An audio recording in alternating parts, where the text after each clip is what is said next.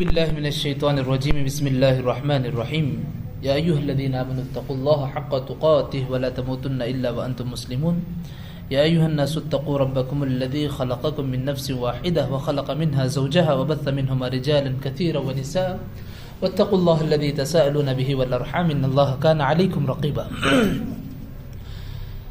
يا أيها الذين آمنوا اتقوا الله وقولوا قولا سديدا يصلح لكم أعمالكم ويغفر لكم ذنوبكم ومن يطع الله ورسوله فقد فاز فوزا عظيما وقال الله تبارك وتعالى ولمن خاف مقام ربه جنتان.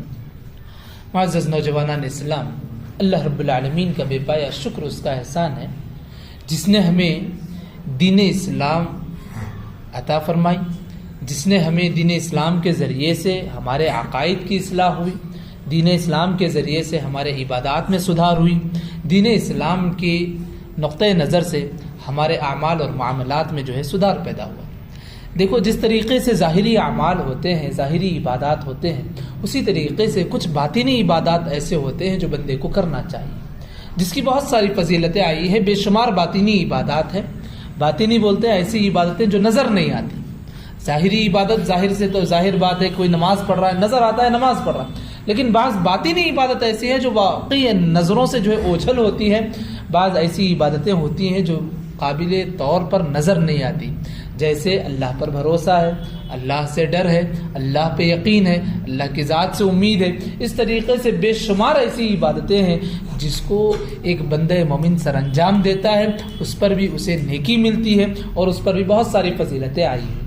آج مختصر وقت میں ایک چھوٹی ایسی عبادت کے بارے میں ہم جانیں گے جو ظاہری طور پر نہیں، باطنی طور پر ہے، لیکن اس کے اثرات انسان کے ظاہری بھی ہیں اور اس کا انجام آدمی کو ظاہری طور پر بھی ملتا ہے۔ اللہ رب العالمین نے کہا وَلِمَنْ خَافَ مَقَامَ رَبِّهِ جَنَّتَانِ، جو بندہ اپنے رب سے ڈرتا ہے، خوف کھاتا ہے، اس کے لیے دو جنتیں ہوں گی، یعنی دو باغات ہوں گے، یعنی جنت جس میں بہت سارے باغیچے ہوں گے۔ لیکن یقین مانیے، جو رب کو ڈر کر کے، رب سے ڈر کر کے زندگی گزارتا ہے، اس بندے کے لیے رب العالمین نے کہا اس کے لیے دو باغیچے عطا کیے جائیں گے۔ اسی طریقے سے کہا گیا وَأَمَّا مَنْ خَافَ مَقَامَ رَبِّهِ وَنَهَى النَّفْسَ عَنِ الْهَوَىٰ فَإِنَّ الْجَنَّةَ هِيَ الْمَأْوَىٰ، جو بندہ خالص رب العالمین کو ڈر کر کے زندگی گزارتا ہے اور خواہش نفس سے دور رہنے کی کوشش کرتا ہے، اللہ رب العالمین نے کہا اس کا آخری ٹھکانہ جنت ہی ہوگا۔ میرے بھائیوں، جو زندگی ہم گزار رہے ہیں، ہمیں یقین ہونا ہے ہمارا آخری ٹھکانہ، ہماری آخری منزل کیا ہونی ہے؟ جنت ہے۔ یہ چند دنوں کی زندگی ہے جس سے آدمی صحت مند رہتا ہے، بیمار ہوتا ہے، کبھی فقر و فاقے سے دوچار ہوتا ہے، کبھی شاہانہ زندگی گزارتا ہے، کبھی مالدارانہ زندگی گزارتا ہے، کبھی قرض کی زندگی گزارتا ہے، کبھی مفلوج ہو کر کے زندگی ایسے تیسے گزر جاتی ہے، لیکن آدمی کا اصل مقصد اور منزل جو ہوتا ہے وہ جنت ہونا چاہیے۔ اللہ رب العالمین نے کہا جو واقعی معنوں میں رب العالمین سے ڈرتا ہے اس کا ٹھکانہ جنت میں، جنت دیا جائے گا، اور وہ بھی کتنی جنتیں؟ دو جنتیں دی جائے گی۔ ہمیں معلوم ہونا چاہیے یہ اللہ سے ڈرنے کی جو صفت ہے، شاید یہ صفت ہمارے اعمال میں کمی ہو گئی، جس وجہ سے ہمیں نہ عبادتوں میں لذت ہے، نہ عبادتوں میں تازگی ہے، نہ ہم واقعی معنوں میں کسی بھی معاملے میں اللہ سے ڈرتے ہیں۔ کیوں؟ ہمارے دلوں میں اللہ کا خوف کم ہو گیا۔ اور یاد رکھو، جس دل میں اللہ کا خوف ہوتا ہے اس دل کی کیفیت ہی الگ ہوتی ہے، اور میں نے کہا کہ اس کے ظاہری بھی اثرات ہوتے ہیں۔ ظاہری اثرات کیا ہوتے ہیں کہ آدمی کا دل جب اللہ سے واقعی معنی میں ڈرتا ہے، اس کے آنکھ بڑے نرم ہو جاتے ہیں، آنکھ سے آنسو نکلنا شروع ہو جاتے ہیں۔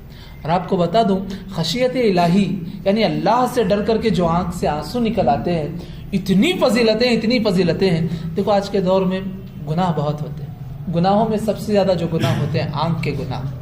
دیکھو، ہاتھ سے جب بندہ گناہ کرتا ہے، وضو کرتا ہے، چھوٹے موٹے گناہ جھڑ جاتے ہیں، وضو کرتا ہے، چہرے پر پانی جاتا ہے، جہاں جہاں قطرے جائیں گے اس کے گناہ دھل جائیں گے۔ لیکن ہمیں کوشش یہ کرنی ہے کہ ہمارے جسم کے اعضاء کو ہمیں جہنم سے بچانا ہے، جہنم کی آگ سے بچانا ہے۔ آنکھ کو کیسے بچائیں گے؟ اللہ کے نبی صلی اللہ علیہ وسلم نے کہا دو آنکھ ایسی ہیں جنہیں جہنم کی آگ نہیں جلائے گی۔ پوچھا گیا کون سے؟ نمبر 1، اللہ کے نبی نے کہا عین بکت من خشیت اللہ، کسی کا دل اگر اللہ کے ڈر سے معمور ہو اور اس کے آنکھ سے ایک قطرہ بھی اگر آنسو نکل آتا ہے، کس مقصد سے؟ خوف الہی سے، اللہ سے ڈر کر کے اگر آنکھ سے آنسو نکل آتے ہیں، اللہ کے نبی نے کہا وہ آنکھ کو جہنم کی آگ نہیں چھو سکتی۔ دوسری کون سی آنکھ ہے؟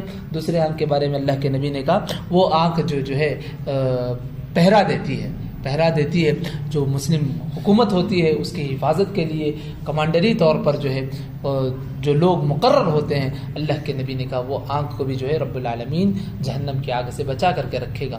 میرے بھائیوں، خلاصہ درس یہ ہے کہ ہمیں یہ جو محرم کی عبادات کر رہے ہیں، روزوں کی پابندی کر رہے ہیں، تلاوت کر رہے ہیں، ذکر و اذکار کر رہے ہیں، ان عبادتوں میں اور خصوصی طور پر انفرادی عبادت ہم کر رہے ہیں، اجتماعی شکل تو نہیں ہے ان عبادتوں میں، انفرادی عبادت کر رہے ہیں۔ ان عبادتوں میں ایک عبادت یہ بھی زائد کر لو، کبھی تنہائی میں بیٹھ گئے، اللہ کی صفت کو یاد کرو، اس کے بنائے ہوئے جہنم سے ڈرو، اور کوشش یہ کرو کہ رب العالمین کے پاس میں اور میرا رب مجھے دیکھ رہا ہے، اس کے علاوہ کوئی دیکھ رہا نہیں، اور اس ڈر سے اپنے آنکھ سے ایک قطرہ آنسو نکالو۔ ہو سکتا ہے شاید کہ وہ خوف الہی سے ہمارے نکلنے والے آنسو ہمیں جہنم سے بچا سکتی ہے، جنت کے راستے پہ لے جا سکتی ہے، ہمارے عبادات میں تبدیلی آ سکتی ہے، ہمارے دلوں میں لگے ہوئے زنگ نکال سکتے ہیں۔ کوشش یہ کرو کہ رب کی خشیت، رب کا خوف اپنے دلوں میں لائے، اور اسی طریقے سے بے شمار فوائد ہے اس کے کہ بندہ جب مر جاتا ہے میدان محشر میں رب العالمین عرش کے سائے میں اسے جگہ نصیب دیتا ہے، بے شمار فضیلتیں ہیں۔ لہذا ہمیں کوشش یہ کرنا ہے کہ ہم روزوں کی عبادت کر رہے ہیں، تلاوت کی پابندی کر رہے ہیں، نمازوں کی پابندی کر رہے ہیں، ساری چیزیں کر رہے ہیں، لیکن ساتھ ہی ساتھ ہمارے دلوں میں صحیح معنوں میں رب العالمین کا خوف پیدا کرنا یہ ہماری ذمہ داری ہے۔